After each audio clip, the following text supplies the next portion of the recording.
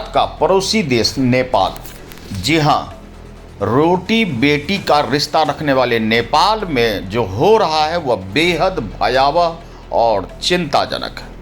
आपको बता दें कि नेपाल में सोशल मीडिया को बैन किया गया और उसके बाद तमाम युवा पीढ़ी सड़कों पर उतर गए। उग्र आंदोलन हुआ, शूट आउट के ऑर्डर भी हुए और कई लोगों ने अपनी जानें गंवाई और सैकड़ों लोग घायल भी हुए। जेएनजी के बैनर तले प्रदर्शनकारियों ने काठमांडू के कई हिस्सों में पीएम ओली के खिलाफ जमकर नारे लगाए। कई जगहों पर आगजनी की गई। विदेश मंत्री श्री की परिवार के साथ भी पिटाई कर दी गई। कई नेताओं और मंत्रियों के घरों में तोड़फोड़ भी की गई, आगजनी की गई और इस बीच पीएम ओली के हालात पर नियंत्रण नहीं रख पाए और उनका इस्तीफा का भी जानकारी आ गया। भारत के एक पड़ोसी मुल्क है नेपाल। नेपाल में पिछले दिनों सोशल मीडिया पर बैन लगाए जाने के बाद इस कदर विरोध बढ़ा, जी हाँ, इस कदर विरोध बढ़ गया कि लोग सड़कों पर उतरे और जमकर उतरे, भारी बवाल मचा दी। आपको याद होगा कि बांग्लादेश में भी तख्ता पलट के लिए सड़कों पर विपक्ष उतर आए थे। तमाम जनता सड़कों पर उतर आई, सेना के साथ टकराव होने लगा और हालात ऐसे हो गए कि यहाँ तक कि प्रधानमंत्री के आवास में भी सभी घुस गए और लूटपाट मचा दिया था। आपको बता दें कि वहाँ की तब की प्रधानमंत्री शेख हसीना वहाँ से भारत में आकर शरण ली, अपनी जान बचाई। ठीक वैसी ही हालात नेपाल में देखने को मिला।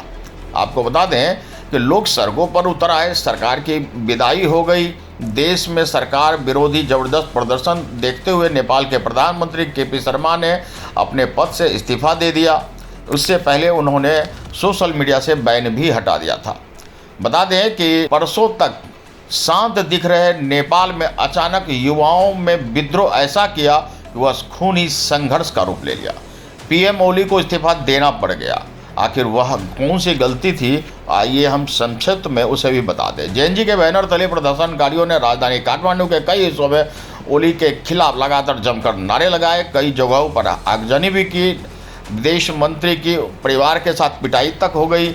नाराजगी इस कदर रही कि कई नेताओं और मंत्रियों के घरों में तोड़फोड़ और आगजनी हुई। भारी हिंसा के बीच गृह मंत्री रमेश लेखक ने कल ही अपने पद से इस्तीफा दे दिया था। पीएम को इस्तीफा देने के लिए मजबूर करने वाली जेएनजी युवा हैं जिनका जन्म 1997 से 2012 के बीच में हुआ है। बता दें कि केपी शर्मा ओली नेपाल की राजनीति में बड़े खिलाड़ी माने जाते रहे हैं। वह चौथी बार नेपाल के प्रधानमंत्री बने थे। नेपाल में बेरोजगारी चरम पर है और इधर देश में भी भ्रष्टाचार बढ़ता जा रहा था। ओली इसे रोक पाने में नाकाम साबित हुआ। ओली मिलीजुली सरकार चला रहा था। उनकी सरकार communist party of Nepal, Nepali Congress party के समर्थन से चल रही थी। बता दें कि मिलीजुली सरकार चलाने के बाद पार्टी और सरकार पर तानाशाही रवैया अपनाने का आरोप लगा। सरकार से बड़े बड़े फैसले भी हुए जो सहयोगियों से ज़्यादा सलाह मशवरा नहीं करते थे। ओली को चीन परस्त नेता माना जाता है और वो भारत से ज़्यादा चीन के करीबी माने जाते हैं। उनकी कोशिश यही थी कि जिस तरह से चीन ने अपने यहाँ बड़े सोशल मीडिया प्लेटफॉर्म पर बैन लगा रखा है, वो भी अपने ही देश में यही करना चाहते थे। सोशल मीडिया पर अंकुश के जरिए लोगों की आवाज़ दबाने की कोशिश की गई, लेकिन सोशल मीडिया पर बैन लगाने का उनका तानाशाही तुगलकी फरमान उनके ही खिलाफ चला गया।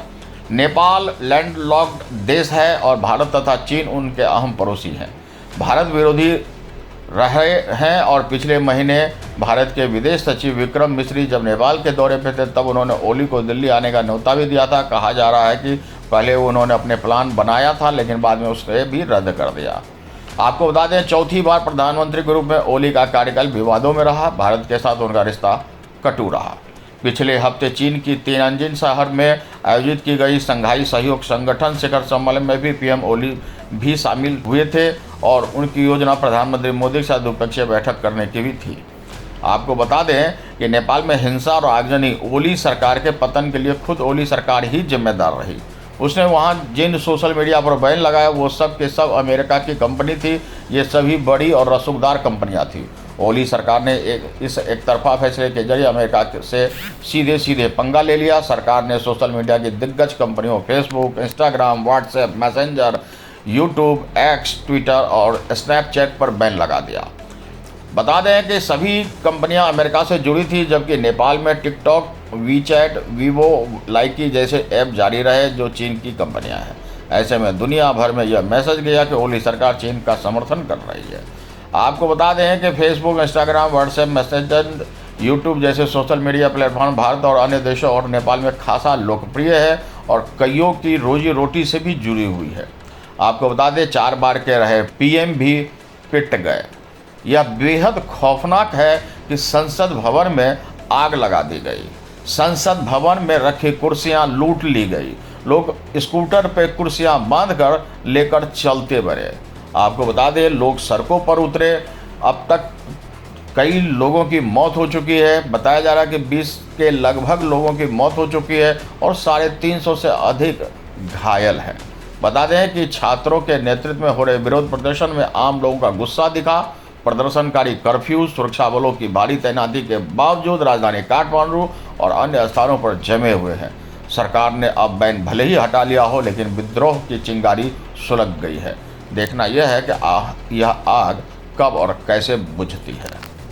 अनुभवी आंखें मीडिया, नेपाल। तो आज के लिए इतना ही। हमारे साथ बने रहिए और देखते रहिए अनुभवी आंखें न्यूज और पढ़ते रहिए अनुभवी आंखें अखबार।